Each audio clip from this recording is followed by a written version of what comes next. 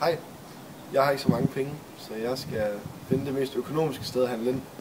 Og jeg har konstateret, at det må være Lidl. Eller Lidl.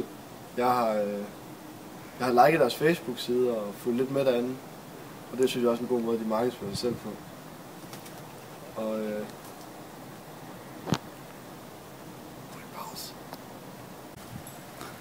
Lidl, de har blandt andet også deres eget app, hvor de markedsfører sig på en måde og lægger en madplan for mig, sådan så jeg har, så det er en god måde at holde styr på sine penge på og ikke bruge for mange penge, og det gør også, at jeg handler ind der. Så jeg har præference for Lidl, fordi at, det ligger kun 200 meter derfra, væk fra hvor jeg bor, hvorimod Netto og Aldi, de ligger 1 kilometer væk, så det er nemmere lige at tage en gåtur hen til Lidl. Det var det. En ting, jeg også kan lide ved Lidl, det er, at det altid er så rent og lyst.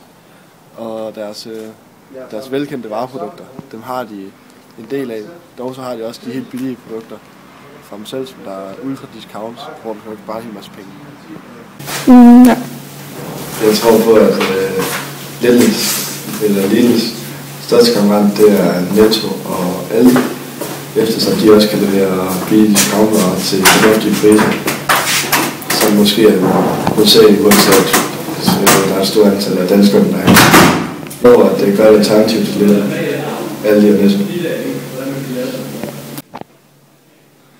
Når jeg ser Lidl, så tænker jeg på, at det er en billig discountkæde fra Tyskland, og det er blandt andet farven, der gør det.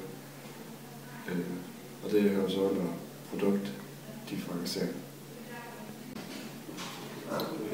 Angående priskryds elasticitet, så mener vi ikke, at Lidl de er særlig påvirket, eftersom at deres priser er så lave, at det ofte vil være sådan, at hvis Netto måske satte prisen ned på mælk, så vil det måske ikke mælk, men sukker, så vil det være prisen, som Lidl normalt har.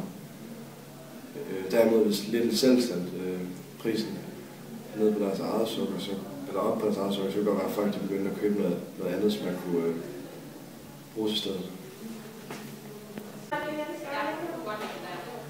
Aldi er en god substitution for Lidl, eftersom at de har mange samme produkter, og prisen de matcher også rigtig godt. Det er nogenlunde det samme.